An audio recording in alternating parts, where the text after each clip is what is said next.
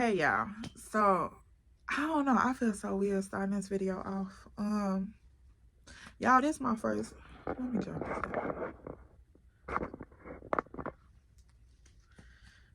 Hey y'all, so y'all, I know my lashes probably look crazy, but that's not the point of this video. So if y'all know me or y'all come across my other content and you've checked out my channel, you see what I do over there, but that's not what this channel is going to be about. This channel is going to be about me just documenting my life and telling my story and being as transparent as possible. An authentic me. Like, I don't want no expectations on this channel. I don't want no belittling, no negativity. I don't want none of that. I just want to express myself. I just want to be me. I just want to create content and share my story. And if I can inspire somebody or inform somebody, so be it. So let's get into it. If you're not a Christian person, this video, or a firm believer in Jesus Christ as Lord and Savior, this video is not for you. I kindly respect your decision on whatever your belief is, but this video is not for you. So that's just the disclaimer. Now I'm going to tell y'all about me. My name Ella. My name is Eloise. And it's crazy that I put so much emphasis on it because at one point in time, I wasn't Eloise. The spelling of my name is so different, so unique. The sounding of it is different. Most black girls, you don't come across the name Eloise. Most black girls are named Dolores or whatever. Like, I've heard so many similarities, but never the same. And most people think when they see my name on paper, I'm a white woman walking in the door. It's crazy. It's so crazy. But there's just a little about that. And like I was saying, at one point in time in my life, I was Eloise. And it was spelled and sounded completely different, but it was only the tweaking of 2 letters in the middle. A 6-letter name, 6-letter word, and only 2 letters flipped around made such a big difference. Such a big difference. Completely ironic. Just 2 letters flipped around made a complete difference. And so I used to spell my name a certain way, Eloise. That was the black girl spelling. That was the spelling that everybody could pronounce. Eloise. Everybody could pronounce that. That was simple, easy. But then again, I always came across people who pronounced it Eloise. And Eloise was on my birth certificate, true enough. But shit, who the fuck want to be named Eloise? So I twisted it. My mama went with it. My sisters and brothers went with it. Everybody went with it. Everybody knew me as Eloise. So my nickname was Lois. That shit carried on all my life. Hold that stop. Background before this. I moved to Chicago when I was 3. I'm originally from the state of Mississippi. I'm a product of a sneaky link. Girl, T on that, child. T on that. Now, for the longest of time, I've been feeling like, who the fuck want to be the product of a sneaky link? So I always felt different. Now, if y'all see me and my siblings, you'll be like, sis, yeah, we know. But girl, that shit was like the spoken, unspoken, don't say shit about rule. Like, everybody knew that I looked different, but nobody really wanted to say anything type shit. So it was just like, we gonna roll with it. So that's pretty much what happened. We just rolled with it. Day Daddy was absent, so it really didn't matter. Like, he was there majority of their lives, but for me, it was only 3 years, so it was just like, fuck it. Like, pretty much. And I always felt different. I never felt the connection with Day Daddy. I don't really have any type of connecting memories. Like, the couple memories that I do have of him, they wasn't the best. So it was just like, girl, fuck it, I'd just rather not have a daddy. Like, if that's the option, I'd just rather not, type shit. So y'all, and I just had, if I look rough, I just had a whole breakdown about acknowledging my story and just coming to terms with it. And y'all, I literally I get these alerts from my church, because I like I said, big believer in Christ. So I get this alert from my church, and it was a message that said, pretty much, try to impress men, impress Jesus Christ. And the message stuck with me personally, because I had just did something and tweaked something to alter my outside perception. And I didn't feel comfortable with that. And that was my inner spirit telling me that I wasn't being truthful to who I am. And that's a problem. So let's continue on. Girl, where was I? Because I ramble. Either Day Daddy, which ain't shit really to me, or have no daddy. So I decided to not have a daddy. And that wasn't really it wasn't really a choice, but I made it my choice. That was my way of controlling the situation. I can't have a father because nobody stepped up to be my father. So I'm going to choose not to have a daddy. And when I say I'm going to choose to not have a daddy, I'm not going to seek a man's affection or attention emotionally, because I know that no man figure is here to give me that. So I'm not even going to expect that. That was my defense mechanism of saying, okay, nobody wants to be my daddy. Oh, fucking well, fuck y'all. That was my way of saying it. Even though it transferred in other areas, I still did it. And as I started to, and see, it was sort of freaky, because it was just like, I don't need no daddy. I don't want no daddy. But as I achieved stuff, it validated me not having a father. Because I'm like, if I can do this and have this and do this and do that, I don't really need you. That showed that I don't need you. Because everybody say that I'm not going to be anything because I don't have a daddy, but I'm doing all of this stuff, so I match up to you. That's not a great way to do things. Because although you achieve at things, sometimes life is going to throw you hurdles. And look, sis, I knew hurdles from a young age. Like, a real young age. When we first moved here, we didn't have shit. Like, my mama was starting over. And she had her 3 kids, my grandma, and herself. Like, she didn't have shit. Like, we was poor. We was real poor. So when I started to develop those memories in life, it was like other struggle type shit. For real. So when I say I'm a humbled being, I'm a real humbled being. And it causes me to be very empathetic to people. And I also feel like I'm very empathic on people, because I can pick up on the energy in the room so quick. And I know a lot of people say this, but when I tell you, I truly could walk past somebody and pick up on their energy, and I say, God bless you, and they'll turn around and tell me their whole life story. Like, it done happened in many days, and I feel like the shit be so weird, because I'm like, am I tweaking, or did they just really happen? I'll be in the store and somebody will tell me their life story just because I said, you have a great day, or you have a beautiful day, or put a smile on your face, because I could pick up on your energy and I know you down. Like, that comes from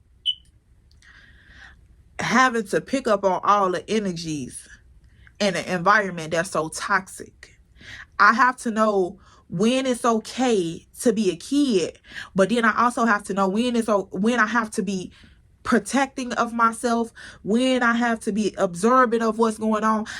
Those energies, as a kid, that's all you have is the energies, because if the communication is not there, the direction is not there, the full nurturing of a altogether parent is not there, then all a child has to go on is the energies in the room.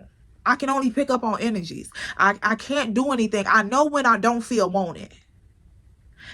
I know when you don't want to be bothered with me. I know when something is bothering you. I know these different things. Y'all, my therapist is calling me right now. That's crazy. But I know when all of these things are happening, because I can pick up on the energy in the room, and that has transferred all throughout my life. I had to pick up on the energies of things because I couldn't fully always understand what was going on or what was being presented in front of me. So as I navigated through life, coming up here at 3, going through different things, life got real fast, like real fast. Like I went from a kid not even knowing that I'm in the world. And see, y'all, this is so personal to me because I have a 2-year-old son right now, and he's the most precious thing. So precious, the most precious being. And I couldn't imagine him going through anything. Like, even the little struggles that we have with today's society, I don't even want that for him. So I couldn't imagine him going through anything tougher than that. But being a 3-year-old coming up here, going from not knowing I'm in a world to being in a big ass world like Chicago, from Mississippi to Chicago, that's a transition within itself. Everything is much more faster. So life happened much more faster. And it was like, I went from not knowing I'm in the world to having to protect myself from the world. That's a big leap. A big leap. And I navigated that leap really well. So I thought, I went through a lot of different phases in my childhood. And it's like, as a kid growing up from like 3 to 10, no, 3 to like 12, I never really got to experience true happiness, long-term happiness. I lived in so many different places as a kid in Chicago. When I tell you I'm a Chicago baby, I literally mean that from my heart. And people, like, they don't understand when I say that. I done lived on the north side, the south side, over east. I done lived in the burbs. I done lived in the out west. I done lived everywhere in Chicago that you can name. Done stayed around every gang that you can name. Like, with that many school, I went through so many schools as a kid. Like, my Facebook is literally a melting pot of everybody that I done, well, not everybody, because I done encountered thousands of more people, but people that I could remember and I could find. My Facebook is a melting pot of different areas in Chicago. So it's like, if you go on my page and you see an op, I'm sorry. I know that nigga from 4th grade. Like, what you want me to do? Like, I know him and you. Fuck you talking about? Like, that type of shit, y'all. So it's just like, that's crazy as hell, but that's the reality of my life. I done lived everywhere and I done hung out with everybody. Like, when I say that I done grew up on the blocks with the drug dealers and killers, I really mean that. Like, it's crazy as hell that I experienced this from 3 to 12. And not having that much stability in your life, it makes things seem fast paced. It's always it's fast paced. It's always going and going and going and going and going. And it's like, I'm never gonna be at peace. That's what it feels like. Like I'm chasing peace, and I don't know when I'm going to encounter it. I just know that this is not it. Like, and that's that hunger that I have in my heart. It's like I'm chasing peace. I'm chasing peace. I just want it. I don't want to deal with nothing. I don't want to feel no struggle, and I don't know when I'm completely happy because I never experienced complete happiness. So I really don't know what it looked like. I just feel like I know what I want in life, and my mind tell me that would be happiness. If I achieve all the things and I have all the things that I need and I want, and and inspire for myself, I feel like I'll be happy then. Because I've never experienced true happiness long term as a child, so I don't know what it feels like as an adult. And that's just the honest truth. Yeah, this video is so raw, like so real and transparent. Like, this is some shit right off the top of my head, y'all. I promise you. And excuse me if you don't like weed smoke. I'm sorry. I smoke weed. I'm gonna edit this smoke, but you will see the smoke in the clip. So like, I go through all this shit from 3 to 12. And we move up here during this time period. We move up here. The first stop we make it to is my auntie house. Me and my uncle, who brought us from Mississippi, we moved in with them. We stayed there for a while. I remember it being like cold and old. Like, all the furniture was old. It just gave an old vibe. We wasn't there long. I don't remember a lot of memories there. So then I know we moved to my other auntie house. That auntie, she gave my mama hell. Like, and there's a lot of family secrets between her and my mama, but she gave my mama hell, and I remember that. But I still loved her because she made me feel warm and safe. So it was a lot of times that I caught myself as a kid back talking. Y'all know, back sassing. I found myself back sassing my auntie because she was talking about my mama on the slick side. Guilty. But shit, my auntie got on my ass a lot about that too. Don't back sass me. Mind your business. Stay out of grown folk conversation. So I learned to shut the fuck up. But I still wasn't gonna let you just talk shit about my mama. Like, we moved a couple more places. Shit, girl, those was briefing, and you know how it was. And like I said, my mama, she transitioned from having some of it help and this support system, because Mississippi was a support system. Like, everybody knew everybody down there. Like, if you was fucked up, you had help. Just call on your neighbor down the street type shit. Like, so she moved from not having this support system to coming up here doing it in this fast-paced city by herself. Like, and she did it with 3 kids, her elderly mother, and then she was also battling problems and demons on her own. So it was just like, that's a lot for anybody. So for a long time, I was like, damn, I wish I did have a stable childhood. Every child would. But as a mother, right now, with 5 kids of my own, I can't ever, y'all, I don't know what the fuck this little Nat doing up in here. It's just one just bothering the fuck out of me. Like, this nigga been here all month. Shit. Like, nigga, it's only one, y'all. The crazy part. So, every time I bring the lights out, he get to tweaking and shit. So, I don't blame her, because she was doing her best. So as a mother, I know how life could get, for real. So I see where the struggle came in at, and I respect her not giving up, because we could have ended up anywhere.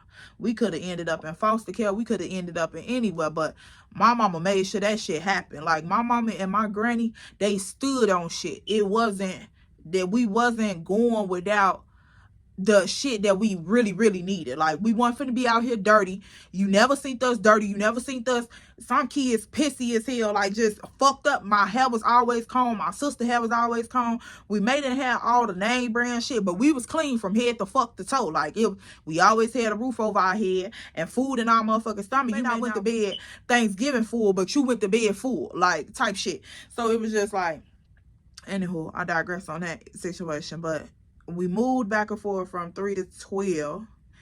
And then 12, by that time, we end up, I want to say about 11. We lived in the projects for a minute out south. And then we moved from out south, because they was tearing them projects down, to the suburbs. And once we moved to the suburbs, shit got stable for a minute. Like, we had a couple humps and bumps, but my mama soon got her own crib and type shit, and we was stable for a while. That point, it was sort of cool, because it's like, I went from always sharing a room with my siblings and my mom and them to like having my own room, shit like that. I was in the school. I started to know motherfuckers. Motherfuckers started to know me consistently. Shit was on the up and up type shit. So I was feeling real cool about it. It was like I still had a couple little demons and perks that I had to work through, because during this period of time before that, my mama had her own crib for about 5 years straight. It was cool. Like, I knew everybody over there.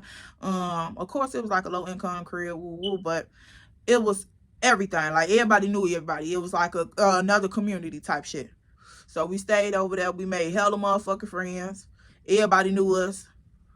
We was just the Johnson 3, the Allen 3, whatever. So it was like cool. But we left from over there because shit got hectic. And that was sort of like my first taste of stability right then. That crib, that was like my first taste of stability. And it lasted for a long little rip, but it didn't last long term. So it was like, that crib had its ups and its downs as well. It was like, okay, this a little taste of a normalcy, but now I gotta tune into big shit. I gotta, step into another type of role, because now my sister and them, they doing things as teenagers, and they getting a little wild because they got their first real taste of stability up here too. So it's like, okay, I want to kick it, I'm outside, let's do what I want to do type shit. Because the whole time before then, we had to help my mama with my grandmother until my grandmother passed away, and then that's when we got our first apartment. So we was on our own without our grandma, taking care of her. So my mom was like, okay, that's a weight up off me. Well, not a weight, but you know what I mean, like responsibility off her. So my mom was sort of a little lenient, and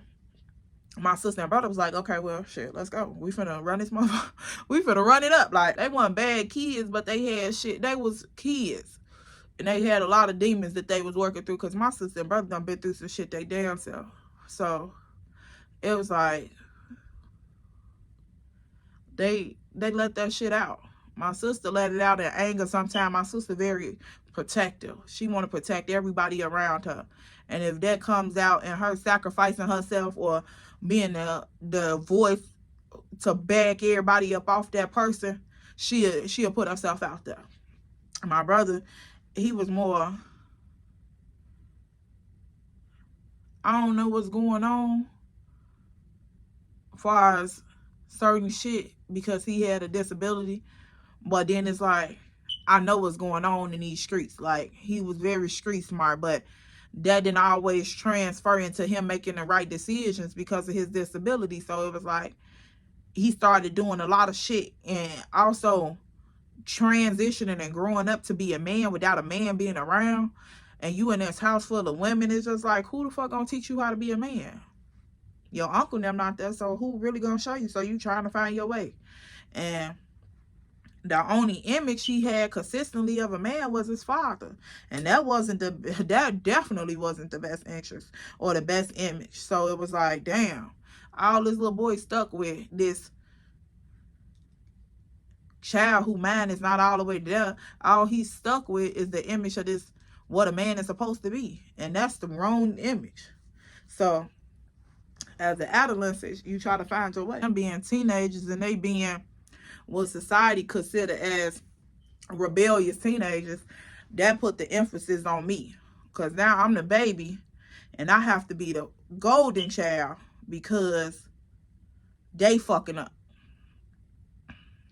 My mama drew a tighter leash to me, but it was like, that tighter leash is not always good, because you keeping her around you to make sure that she's not influenced by other things, but you not realizing that you not being the best influence on her as well.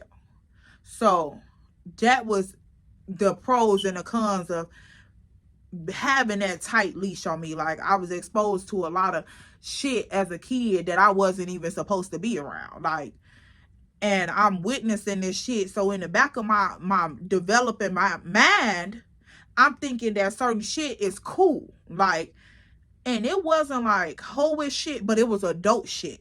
It was adult conversations and shit, transactions and shit, like money handling and shit like that, that I wasn't supposed to be around, because my kids, even now, they don't go with me to do certain shit. Like certain shit mommy go handle, and then we go and do family shit. Like we'll go to the grocery store, but we not going to pay the taxes on the house type shit. No, we not doing shit like that, because I don't want their adult mind, their child mind exposed to adult like shit too early. Yes, I'm going to teach you the importance of adulting and how to handle your business, but I'm not going to impose this responsibility off on you. And that's what happened. Like, I remember going with my mama to like pay bills and get money orders for the rent, and like help her pay the light bill and shit like that, because that's what my responsibility was. Like, I was always like, my sister was extremely smart as well, as far as school and all that shit, but her anger overshadowed that. So, okay, well, since we don't seem like we can get through to her to be what we need her to be, because she's battling her own things that she done been through and different shit like that, since we can't get to her, now this is your responsibility. You the one that we can talk to. We know that we can explain something to you, and for some amazing way, your little mind is able to comprehend it. And to be real transparent, my mama has a disability too, so she's dyslexic, and I had to be that extra missing part, like that part that didn't come all the way through. I had to have that for her, because if I didn't have it, we wouldn't be able to have something, or we wouldn't be able to do certain things if I wasn't present to help her navigate those things. This is at a young age. This is, like I said, this is all between 3 and 12. And I'm having to understand certain terms and to pick up on that energy in the room and see if this feels like a good idea, or these people a little sketchy, or can I trust this environment, or mommy, can we trust this environment? Like, to having to do all of that at such a young age, it was like,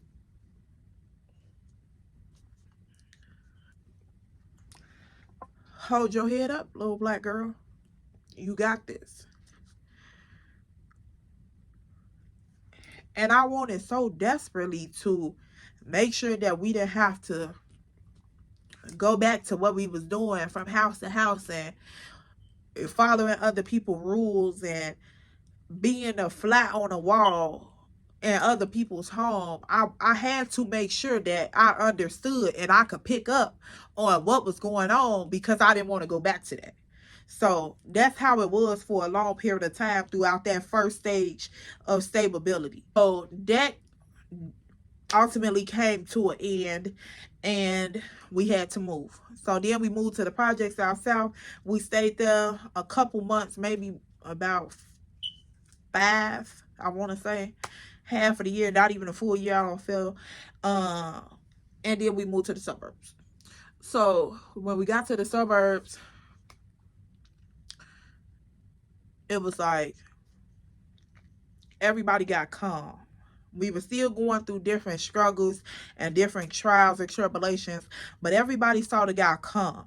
The suburbs was like, it slowed down. The suburbs and the inner city of Chicago is completely different lanes. So it was like, we sort of got that Mississippi home feel. Like, it was slow. We can navigate this. If we done overcame the inner city, we can do it out here. So it was sort of like everybody got into go mode. And we ultimately came back together, like up under one roof, because we got separated for a period of time, but that was cool. That's not my story to tell. So, We got separated for a period of time. We ultimately came back together. That's when we got the second taste of stability. Like, we got our second apartment, and we stayed there for a couple years. And this is where my story branches off from the family. That was my life up until, with the family, up until now. We still gonna be together on down the way. Like, I don't know if I'm gonna tell everything, but we still gonna be together along down the way. But this is where my story takes its turn, and this is where I start to have my own this is where my life starts. That's just the most authentic way to say, this is where my life starts. So we move out here to the suburbs. I'm around 10, 11 at this time. I'm going through this first taste of stability. It's like I go through some bullying because I'm the new girl out here, and then it's like, okay, so now I got to get this resilience in me to overcome this, because I don't like the way I feel when people disrespect me. So that developed into anger that was already previously there, because throughout that time we had lost a lot of family members. I really don't want to touch on that, but everybody experienced a lot of built up anger, because it was like, these are people that's close to us. This really is affecting us because these are elders in our family. And when we came up here, our elders was the main people that was those helping hands, those nurturing nets that we desperately, needed at the time. So when these people started leaving and then transitioning on in life to that resting place, it was like that hit real home for us. Like, it hit home. So me and my siblings got a lot of anger built up, and when I touched down out in the suburbs, it was like, okay, well, she the new girl out here, let's see what she about, let's test her waters. And so for a couple months it was like a lot of bullying, and I'm like, okay. So then I started to be aware of like my size and how different I was from my siblings, because my sister was light, bright, skinny, nice. Ooh, girl, she had all of these, like, little waist, little thick, little hips. And me, on the other hand, Miss Ma'am was chunky. Like, I was one of them little girls. You thought when I was 10, I looked at 14. I had everything. Like, when I was 10, I looked at 14. When I was 14, I looked at 18. So it was just like, Miss Ma'am was fully developed. And girls used to try to tease me about that all the time. Like, oh, you fat, oh, you fat, oh, you fat. But really, I'm just overly developed, or I'm full figured. And I didn't understand that, because my sister, she had certain characteristics, but they was like, I can relate them back to my mother. But me, my characteristics and how I looked at, I couldn't find a source for that, because I didn't have a dad. So I didn't know where my characteristics or my physique or how I looked at, I didn't know where that came from. So I grew up with an identity issue for a while. But I started to grow out of that, and I started to trust in how I looked at, but it was a shaky battle for a long time. And so as I'm in this new place and we get this new apartment and shit starts to come up and up, sixth grade year, I meet my children's father. At this time, I'm around, I'm like 11. I meet him. He's 4 years older than me. So, no, I meet him at around 11. So he's 4 years older than me. So at that time, it seemed like such a big deal, because he's this age and you're this age. What do y'all have in common? But sis, I done been around life, baby. Like, I done been around life. So I was always much more mature than my age. So for a long period of time, I used to tell people like, okay, girl, I'm older. You know how we do. But that's not the here now do it. So I meet him. We start kicking it for a long period of time. And when I first met him, it was like he was drawn to me and I was drawn to him. We were like the kids that was always in the neighborhood with nothing to do. And we didn't have nobody. And we was looking for somebody. We was looking for that one person. Like, that one person that could be our person. We was looking for somebody that could love us as much as we wanted to love them. And so, and it was crazy because we was always like the same person, just different. We had went through our own struggles and trials and tribulations, like, but they aligned it the same. The hurt, the scars, the pain, it was the same. He loved the animals and I loved it, my stuffed toys, like my dolls and all of that stuff. I played with those things until I was like, girl, shit, probably up until I got a real baby. Really, like for real.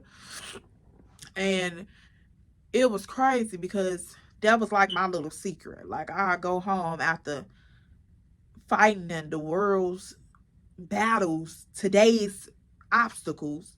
I would go home and just be with my baby dolls. Like that was my safe spot. And I felt like that developed to be my safe spot because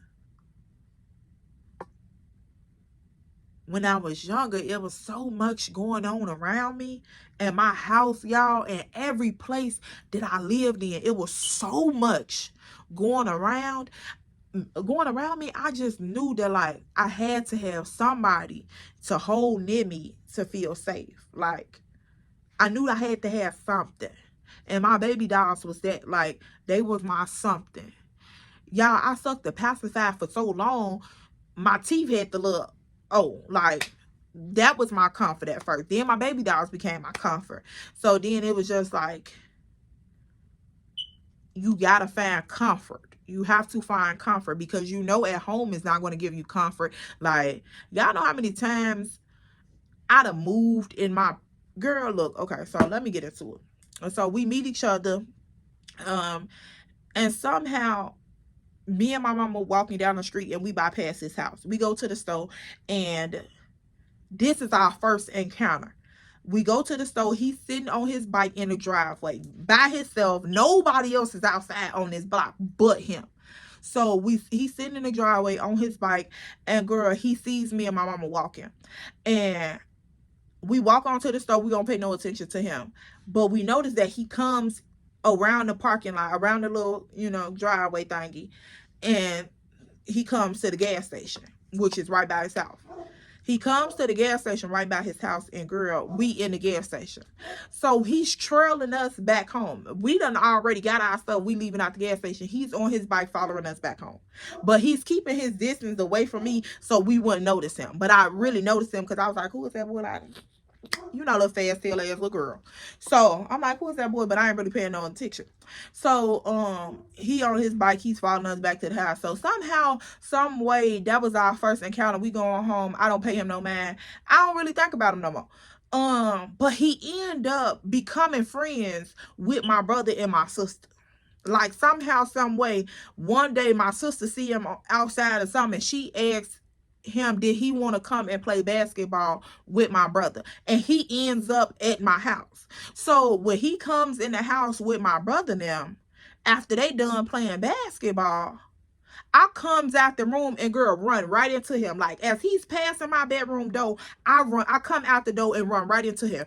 Girl, I'm completely embarrassed, shocked in every motherfucking thing. Cause I'm like, this is the boy from the fucking bike. Like, what is he doing in my house? And who invited him here? Who he know? But I'm like, why he here? So he looked down. He's shocked because he like, when he seen me, it was me and my mama. He never seen me with my brother and sister because we wasn't like that. They was older. I was the young kid. You go with your mama. We gonna buy our business. So he never seen us together. So when I came out the door, it was like, oh shit, that's the girl from the stove. And I'm like, oh shit, boy, you the boy from the bike. So at that point, me being me and him being him, for some reason, it was just like gravity just pulled us together. And he was always so quiet. Like the nigga would be at our house all day long and you will only hear him say 2 words. Hey, y'all. He in the room quiet as hell all day. Like he never talked to nobody. My mama used to be like, do the boy say anything? Like, how do you hang out with him every day and he don't say shit? And I'm just like, he talks to me. I don't know what which I don't get, but he talked to me. My brother like, no, me and this nigga play basketball all the time. He never say shit. And I'm like, well, maybe he don't like y'all like that, but he talked to me. Like, I knew a whole bunch of shit about the nigga because we always talk. Like, that's exactly what we did. We would walk for, I'm talking about blocks and blocks and blocks, and just talk and play up and down the street. Like, and his life had allowed him to be patient. Like, even though he was older than me, and people was like, what the fuck could he be doing with her? And they got 4 years as an age difference. But life had allowed him to be patient. And he was, instead of, it was like the opposite. It really was like the opposite, because although I'm not going to dig into his life story, but he was restricted from the world. Like, he was caged away from the world. I don't want you out here at all. I don't want the world to even know you exist. He was caged away from the world versus me thrown out into the world and having to swim and not drown and learn to navigate and do shit. It was like opposites attract. And it was just like love from first sight.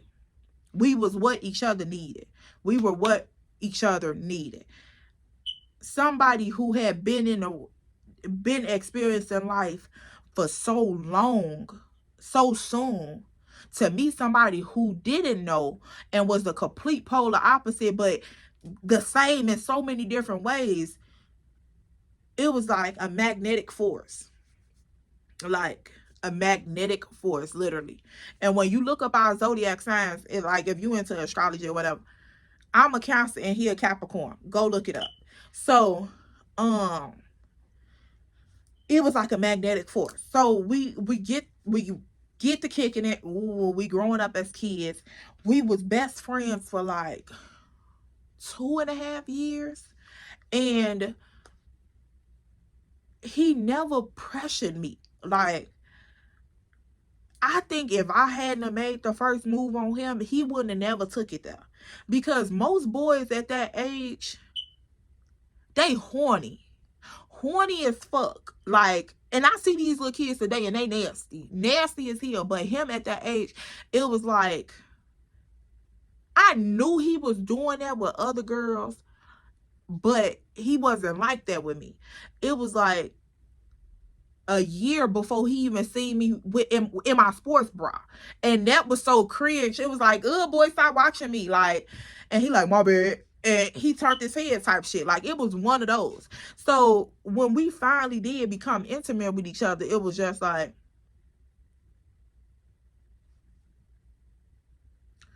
what more do you want?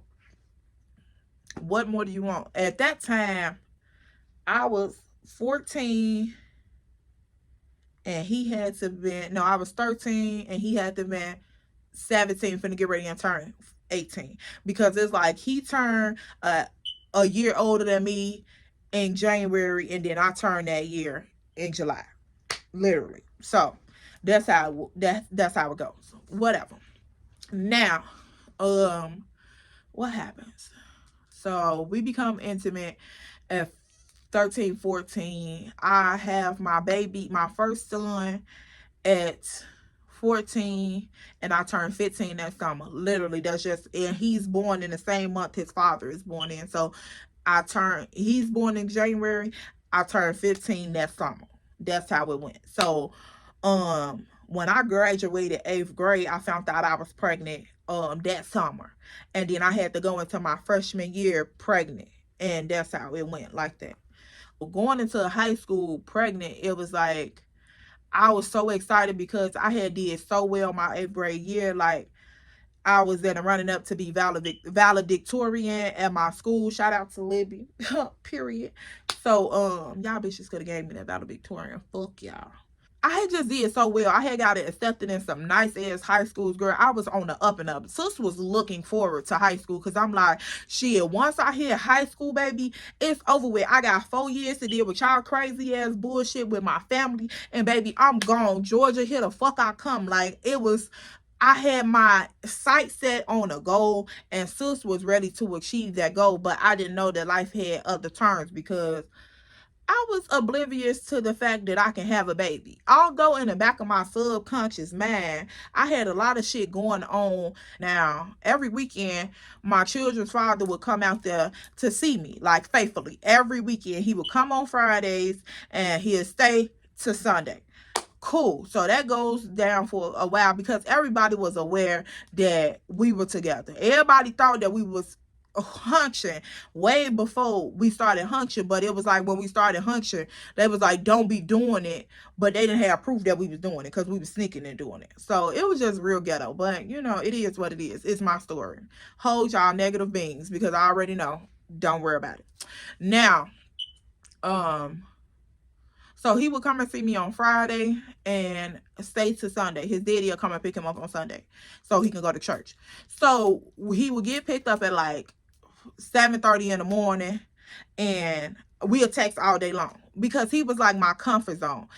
I had my babies in my closet, but it was like they wasn't really doing what I needed in this particular part of my life. So he was like my comfort. When shit would be going on at home with my mom and her boyfriend and different shit like that, and my brother whooping her boyfriend ass or different little shit like that, it was like he would be my comfort. I'd be like, oh my goodness, I wish he was here. Like, that's what was going on in my head. So our bond was real tight. And like his daddy had his own issues and shit too, and you know, different shit in their home life. So I would be his comfort too. And that's just how it went. And our bond went from a friendship to like lovers to codependent to like nurturers to mother and fathers of each other. Like we were really doing everything for each other. So we, from the time that we met each other and got serious, kid y'all not, if it was summer vacation, we seen each other every day. If we was not in each other's presence, we had to have some type of communication every single day. Like from the time I met him at 11 to up until 14, when I give birth to my first son, we talked every single day. We never went without communication. Like it's so crazy, y'all. And literally the days went by so fast that I didn't even realize that I had known this boy this long. So that happened, and we welcomed our first son into the world. Now, my first son came at 14. He came premature. When I gave birth to my first son, at this point, I was living with his dad and my son's grandfather. So my baby daddy and his daddy, and then my son came along. We all stayed in a 3-bedroom house. We had our own room. His daddy had his own room, and then the other room was like stuff that we stored for my son, pretty much like my son's junk room, whatever. So we all stayed there. His daddy was like a big role model for me because I never been around a father figure. So I had I still got high respect for his father, and it was like he started to be a father figure to me and guide us in a whatever best way he could in that moment. So he gave us a place to bring our son to, and we stayed there for for a long period of time out of my son, in the beginning of my son's life. And we lived with his father. His father was hands-on with my baby, everything. Like, this was our little family at this period of time. And I graduated from 8th grade, and I had my first son. We move in with his father. So now I'm going to high school in the suburbs, which I did not plan on doing. That was a horrible ass situation. So that did not end well. So I stopped school for a while. I dropped out. His dad was still going to school, but I was staying home with the baby. And when he would get off work, when he would get out of school, he would go to work. His daddy got him a job working part-time so that way we could pay for the baby. So, we decided that since he was going to school and working, and I was staying at home with the baby, we would try to pick up extra money. Now, during this time, I always had a hustle. I used to do hair all the time. I would braid a bitch up quick. Pop, put them, one of them kitchen stylists. So I used to do that. And then I also sold tree. You know what tree is, you know what it is. So yeah, this is, and y'all, y'all, this is so crazy. I don't know why I feel so cringe to tell this, because it's just like, this is my story. This is really what the fuck happened. So it was like, so I started to sell tree. Cool. I'm selling tree. He going to work. He going to school. I'm raising the baby. I got into all of these programs. Now, one of the cousin that I had stayed with when I was younger, I ended up staying with her for a short period of time throughout my pregnancy. We got into it real bad because of the treatment was crazy as hell. When I was pregnant, like it was when I stayed with them the first time. And so my baby daddy was like, nah, let me ask my daddy what's going on. We will let him know what the case may be, because we all knew that, shit, me and this man together every day. We know what's going on. Like, I'm pregnant by this nigga. It ain't no rocket science, no mathematical problem you got to put together. So his daddy was like, yeah, we know what's up. Cool, boom. Because the damage had already been done. So it wasn't no denying it. And so after that happened, our life began. And I dropped out of school my freshman year of high school. And that was when I had my first son. I attempted to go back, but it was just so much shit. Like, it was just not the right place to be. Like, I was 15 years old having to pay rent. Like, what we were staying at. Like, because we would go during that period of time, y'all, it was another chaotic moment. It was another chaotic moment, to be transparent. We went from his daddy house to my grandfather's house, my god grandfather's house. And at my god grandfather's house, we had to pay rent there for the room that we were staying in. And I'm like, how the fuck? I'm 15. How the fuck am I finna get rent money, take care of my baby, take care of myself, get shit for school, and all of this shit? And he's working part time, and he's still trying to get shit for school, and he's potentially finna go off to college because he's graduating high school. Like, we got a lot of shit going on, but somehow we made it happen. Praise God on that. So, damn, this video so long. So at my grandfather's house, we paying rent. I'm selling tree to get the extra money. He pitching in the rest from his check. We buying diapers. We doing all the shit that we were supposed to been did. But people come, girl, it was so fucking ghetto living now. So, because people were stealing our baby clothes and shit, diapers and shit, grown motherfuckers, like, stealing our baby clothes and diapers and shit. So we end up moving in with his daddy. So now the rent has stopped, and all of this, but I end up finding myself pregnant again. My son is not even a year old at this point. So I'm just like, hell no, what the fuck? Like, I can't. And I started doing everything in my power to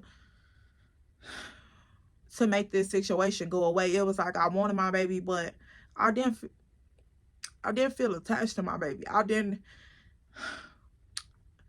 couldn't accept my baby, because I knew I was way too young to have 2 kids, even though I did.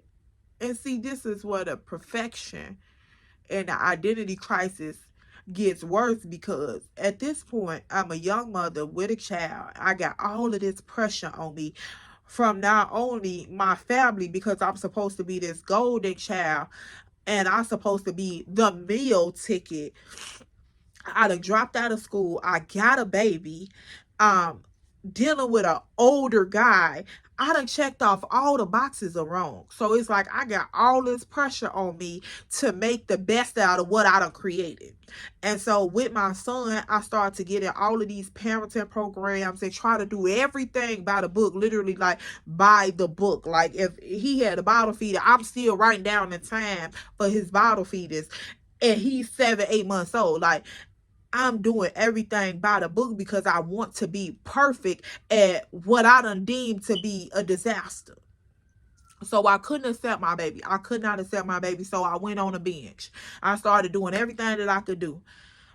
December, my baby was born January of 2012, at the beginning of the year. By December of 2012, I miscarried my second child. I never thought I'd say that.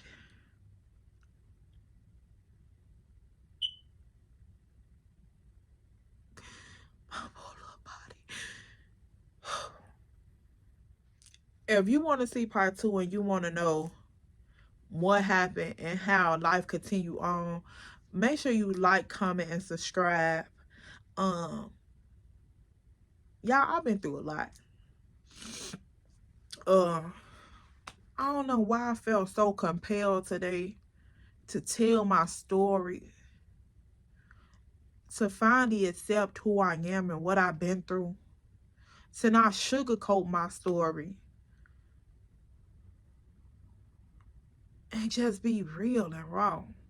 It's not nothing in my life that I done been through somebody else out here in this world ain't experienced themselves. Like, I'm just strong enough and resilient enough to stand in my truth.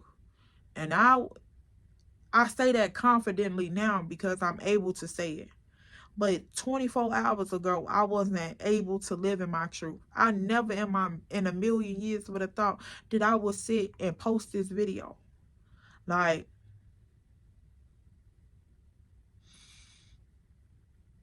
I never would have thought. I had a whole moment before this video. Like,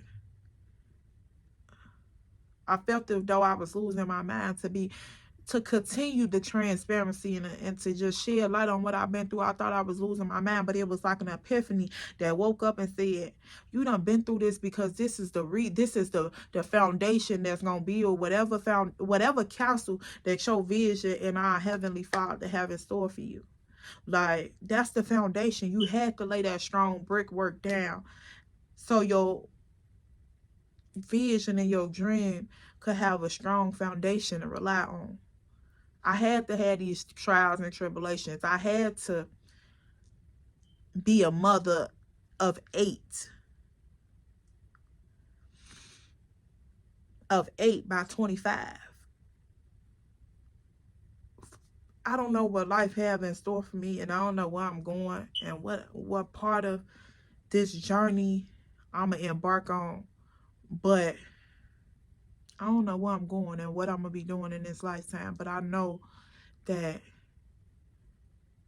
God done laid the footwork down, and it's up to me to trust in his word and to sacrifice whatever I have to sacrifice and do whatever I have to do to live in his word and to be truthful and faithful to his word, to go and live out my purpose and what he put me here to do.